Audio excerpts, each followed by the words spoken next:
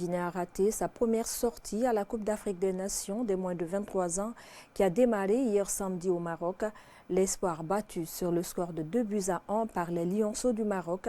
L'équipe nationale des U23 du Sili prépare désormais sa deuxième rencontre contre le Congo prévue ce mardi à Rabat au Maroc. Mohamed Lamine Touré est notre envoyé spécial au Maroc. Déception, frustration mais aussi choc. Tels étaient en tout cas les différents messages qu'on pouvait lire sur les visages des Guinéens présents ici à Rabat pour cette Coupe d'Afrique des Nations des moins de 23 ans. La Guinée qui a produit du très bon football lors de la première période, malheureusement, qui s'est inclinée à l'arrivée sur le score donc de 2-1. Malgré l'ouverture du score sur ce magnifique coup franc réalisé par Abd Al-Gassim Ba, la Guinée a chaviré donc à deuxième période avec ses deux pénaltys assez discutable réalisé donc par cette équipe marocaine et à l'arrivée forcément c'est la joie au sein de cette équipe marocaine. Oui, on est tous contents, je pense. On a gagné et je pense que si quelqu'un gagne, on est allé si quelqu'un gagne, on est tous contents. Mais je veux dire, Guinée, il a joué un très bon match. Mais dans le premier mi-temps, on n'était pas bien. Allez, je pars de moi, j'étais pas bien.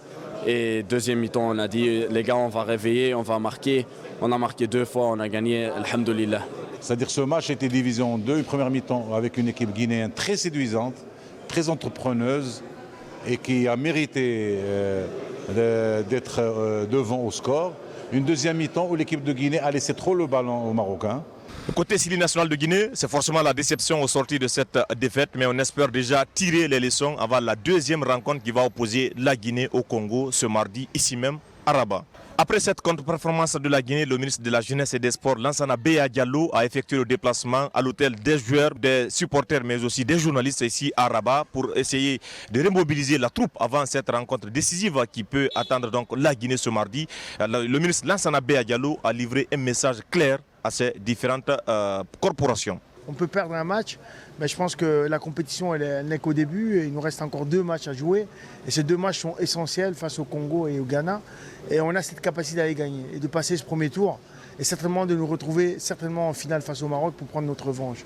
Après cette contre-performance de la Guinée face au Maroc avec ses différentes décisions arbitrales assez discutables, le Sili national des moins de 23 ans s'apprête désormais à se remobiliser dans l'optique d'aller faire un résultat positif face au Congo ce mardi au compte de la deuxième journée de cette Coupe d'Afrique des Nations des moins de 23 ans.